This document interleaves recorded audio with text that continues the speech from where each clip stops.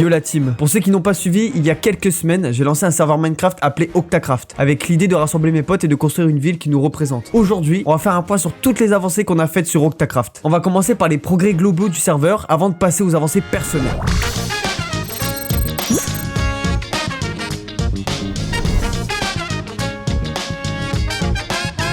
Tout d'abord avec Fifou, on est parti à la recherche du portail de l'End. Et on l'a trouvé. Pour faciliter les allers-retours, on a installé un portail du Nether directement dans la salle du portail de l'End, qu'on a relié aux autres portails du Nether menant à notre village. Pour rendre tout ça plus accessible, on a aussi aménagé un couloir qui mène directement au portail du Nether lié à l'End. Une fois prêt, on s'est réunis pour affronter le dragon. Enfin réunis, c'est un bien grand mot. On était 3 sur 7, les autres ayant eu des imprévus. Mais pas grave, on s'est dit qu'on le ferait respawn pour un vrai combat en groupe. En attendant, on a foncé et on a vaincu l'Under Dragon. Et c'est là que les galères ont commencé. En voulant passer dans l'autre dimension de l'End, on s'est rendu compte que la petite faille nous faisait spawn dans le vide. Résultat, Fifou et Epic Crazy ont perdu tout leur stuff. Mais Fifou, plus déterminé que jamais, y est retourné et a réussi à choper 7 élytres en 30 minutes. Une vraie performance. Grâce à lui, on a tous une élytre maintenant. Et ça change complètement le gameplay. Toujours avec Fifou, bon, moi j'ai su tout regarder. On a aussi aménagé une farm Enderman avec un petit coin pour s'enchanter et franchement, ça rend super bien. Bon, je pense qu'on a fait le tour des avancées globales. Passons maintenant aux avancées personnelles de chacun. On commence avec Kitron, la perfectionniste du serveur. Elle est capable de passer 1 heure pour retoucher un arbre construit à la main. Elle a bâti sa maison dans un style inspiré de Winnie l'ourson et a presque terminé l'aménagement du chemin qui y mène. Pour ça, elle a dû terraformer à la main avec de la terre, un vrai travail de titan. Mais elle a géré comme une chef. Ça lui a pris pas mal d'heures de jeu, mais malgré ça, elle a quand même réussi à s'enchanter comme il faut. Il lui manque juste la netherite. On poursuit avec Epic Crazy, le genre de mec qui y joue un jeu depuis son enfance, mais qui n'a toujours rien compris. Toujours en train de demander des ressources à droite à gauche, toujours en train de pêcher au lieu d'avancer. C'est tout le contraire de Fifou. Lui, il est là juste pour le fun et faire rire les autres joueurs. C'est un plaisir. Il a bâti sa maison dans un style japonais et franchement, j'adore le rendu. Il a aussi aménagé une énorme salle des coffres, super bien organisée avec tout ce qu'il faut. Et pour couronner le tout, il a construit une passerelle en verre pour relier nos maisons en passant sous la rivière qui sépare nos bases. Niveau stuff, il est full équipé, il lui manque plus que la netherite. Continuons avec Saylox, le benjamin du serveur. C'est le plus jeune d'entre nous, donc forcément, celui qui joue le moins. Il a construit sa maison de départ en attendant de s'attaquer à sa vraie maison, qui sera dans le même style que celle d'Epic Crazy. Elle est quasiment terminée, mais il lui reste quelques détails à peaufiner. Il n'a pas vraiment eu le temps de se stuff correctement pour l'instant. On enchaîne avec Vlar, le calculateur, l'homme qui voit toujours tout en plus grand. Et sa maison en est la preuve parfaite. Il a passé des heures et des heures à réunir tous les matériaux nécessaires et il est sur le point de terminer la construction de son immense maison. Elle est juste gigantesque. En plus de ça, il a construit le tout premier portail du village qu'on a malheureusement abandonné, mais aussi la toute première salle d'enchantement commune. Par contre, niveau stuff, il est à poil. Oh, comment ça, je suis à poil? Je t'emmerde? Eh, c'est ma vidéo là, tu te casses.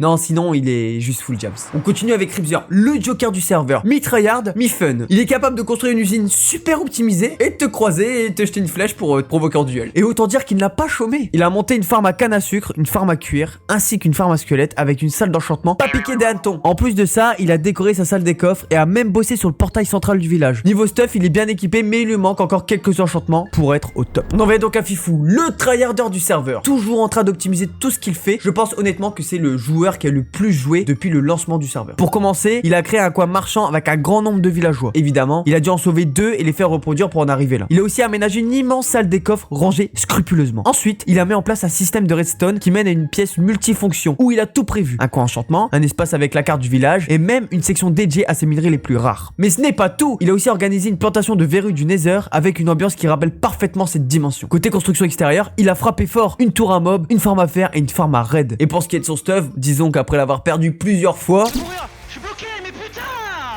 ça me casse les couilles. il a fait preuve d'une détermination sans faille et a fini par obtenir le meilleur stuff du jeu. De mon côté, j'ai pas mal avancé niveau construction. J'ai commencé par réaliser 3 ponts. Le premier relie le chemin menant à la maison de Ribzer et Vlar. Le deuxième mène à notre future mairie où on installera des villageois, des usines et plein d'autres choses. Et le troisième desservant jusqu'à la maison d'Epic Crazy. J'ai voulu faire un design simple mais esthétique. Toujours du côté des constructions extérieures, j'ai aussi réalisé la toute première maison des villageois. Selon toi, pour quel villageois sera cette maison? N'hésite pas à me le dire en commentaire. Ensuite, je me suis attaqué à 2 salles avec une ambiance inspirée du Nether. Et oui, comme Fifou. La première est dédiée à la culture des verrues, avec une atmosphère rappelant la forêt Karma. La seconde est consacrée à la confection des potions, qui reprend l'ambiance de la forêt biscornue. J'ai aussi pris le temps de décorer mon couloir qui mène à la passerelle sous l'eau, reliant ma maison et celle d'Epic Crazy. Côté stuff, je suis allé plusieurs fois dans le Nether à la recherche de débris antiques. Et ça a bien payé. Mon équipement est full netherite grâce notamment à Ribzer et Fifou qui m'ont tous les deux ramené un modèle de forge d'amélioration en netherite. Pour les enchantements, il me manque encore quelques ajustements pour que mon stuff soit totalement optimisé. Voilà pour les avancées du serveur. Je suis tous les jours en live sur Twitch, alors n'hésite pas à aller te follow, à liker cette vidéo et à t'abonner à ma chaîne YouTube. Merci à tous ceux qui le feront. C'était Psyrose. Des bisous la team.